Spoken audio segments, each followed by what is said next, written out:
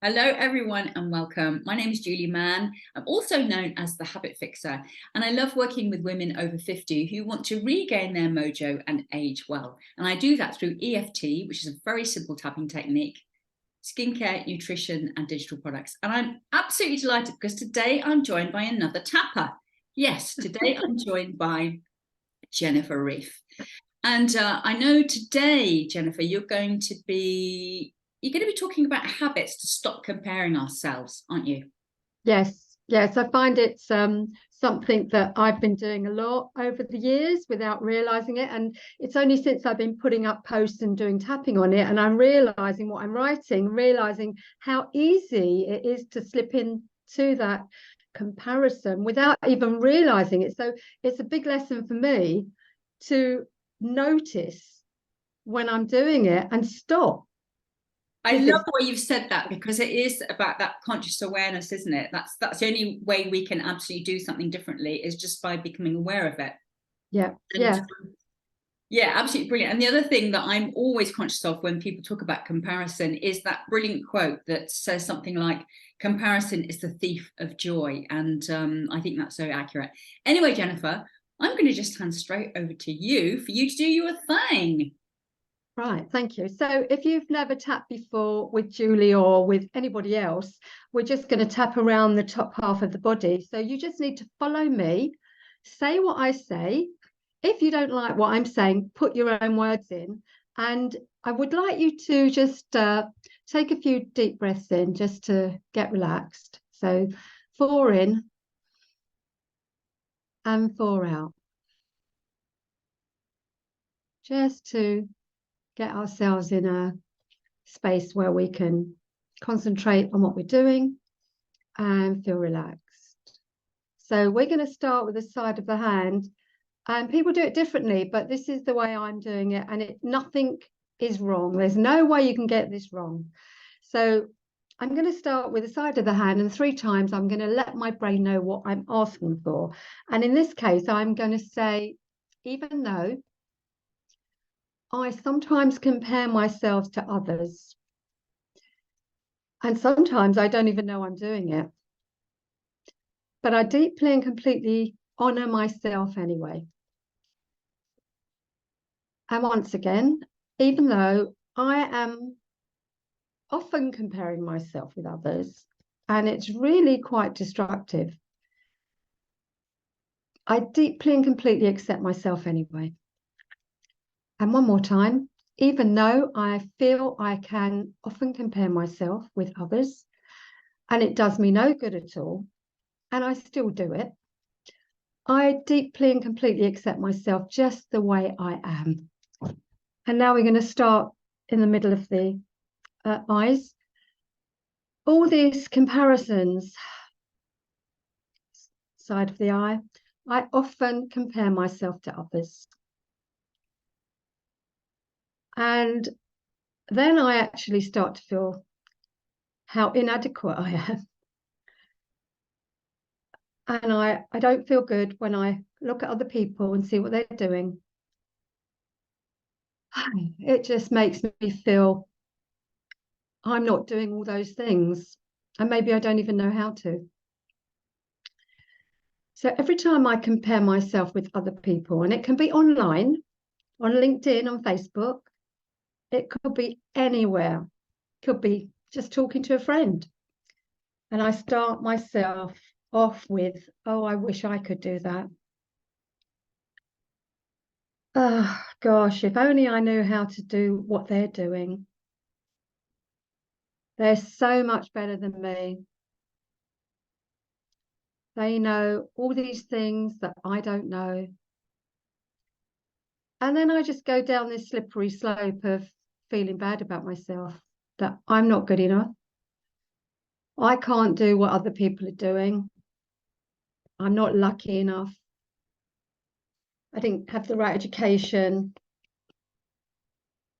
I don't know the right people. And I just go on a spiral downwards, a bit like Alice when she goes down the rabbit hole and finds that all these things down there don't make any sense. And that's how I feel sometimes. So comparing myself to other people for whatever reason is becoming a problem. And until I'm aware I'm doing it, which thankfully I am more often now, and I can stop comparing myself with others, I can take back control and know that I know what I know. I'm good at what I do. I have so many gifts to share with the world. There's nothing wrong and nothing to fix. I'm not broken. Everyone's equal, including me. And it may have taken me a long time to get here,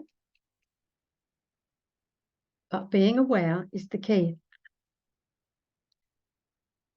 So next time you feel you're comparing yourself to others in any way, you're looking at a book, you see somebody who looks better than you, thinner than you, taller than you, richer than you, you can just remember that you're good enough and you're not them. And believe me, you probably wouldn't want to be them, because we have no idea what's going on with other people just because we see a picture that looks great or hear something. We just need to know our own truth. And we just need to know we are good enough exactly as we are. So just stop tapping now and take a deep breath in.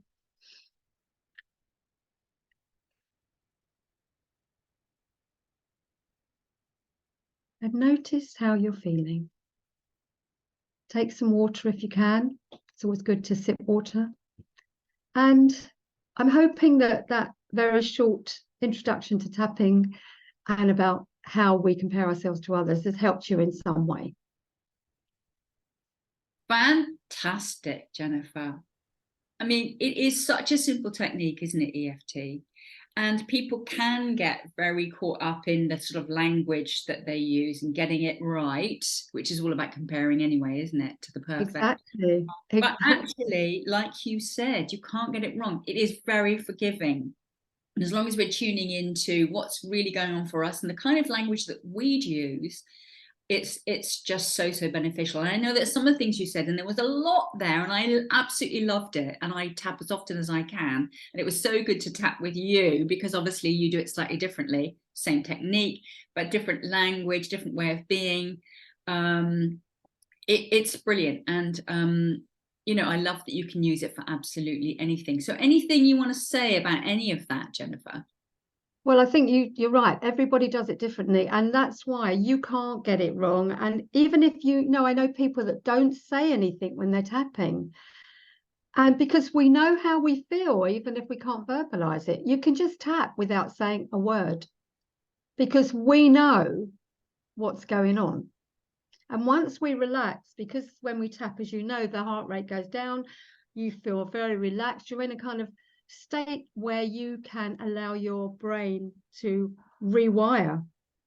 And that's what's happening. You know, it's stopping one thing that you're saying, I don't want to do this anymore. And it's making another way in your brain that will, that's where you'll go to the next time. So it's such a simple thing, but such an effective way of releasing our fears, because that's what it is. It's all about our conditioning from the past. We've all had it, we've all got it. Some of it's great, some of it doesn't serve us. And without going too deep into a session with, you know, which I would do, and I'm sure you would do, to get to the actual root of the problem, it's a way of starting off your journey into self-discovery, into freedom, into, you know, letting go of all these restrictions that we have.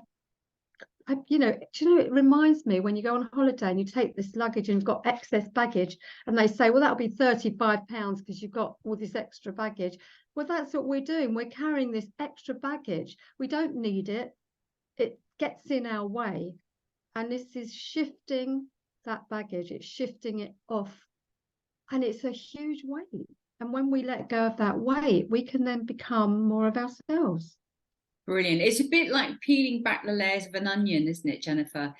And Yeah. also, I find it really great if, say, I'm on the telephone and somebody on the other end is actually very anxious, or it's a difficult conversation and there's stuff coming up for me. I just find if I'm on the phone, I can just tap myself and let Oh, anything that I'm dealing with just run through. I don't need to use any language. I'm listening, but I'm really giving my body that opportunity to just let go. And I love what you said about reprogramming, because it's a bit like with EFT we offer the brain an alternative way of thinking. We're not saying, no, this is right, you must do this, because the brain doesn't like that, does it? But we're saying, actually, consider this possibility. I think I also liken it to, so if you're going on a journey and the sat nav comes up and this particular way you've been going for some years is now blocked off, and you're forced to go another way. And that's what it's doing. It's saying you can't go down there anymore. You've got to go a different way. And once you go a different way and it works, then that's how you can apply it to everything else. So it doesn't matter what you're working on. I've done a whole session with people who, in a group, that don't want to get involved in their individual things. And I do it on chocolate, because there's lots of people who would like to get rid of chocolate. And then they don't realize that everything that's bothering them will be working out while we're tapping on the chocolate. Yeah, I love that analogy that you used, about the baggage, but also about that route, going, not being able to get the same route, and having to find an alternative. And actually, what you said about chocolate, I remember working with people who want to let go of cravings of chocolate, and they were like, well, first they were like, I don't want to do this because actually I don't want to not eat chocolate. And I said, it's not about not eating chocolate. I love chocolate, but it's about actually choosing whether you want to eat that chocolate, or whether actually there's something else driving that need to maybe anesthetize yourself with chocolate, or It's a a coping mechanism, isn't it? Definitely, it's like food. But one of my friends that I help with flying, she couldn't understand why. And she said 6 weeks later, she phoned me and she said, I don't understand it. I've gone right off chocolate. I cannot understand. It's a chocolate story again. But she had come to me for flying. And the interesting thing is, on the plane, because she hated it, she saw a woman in the corner shaking, and she went over to her and she showed her how to tap. Oh, how brilliant.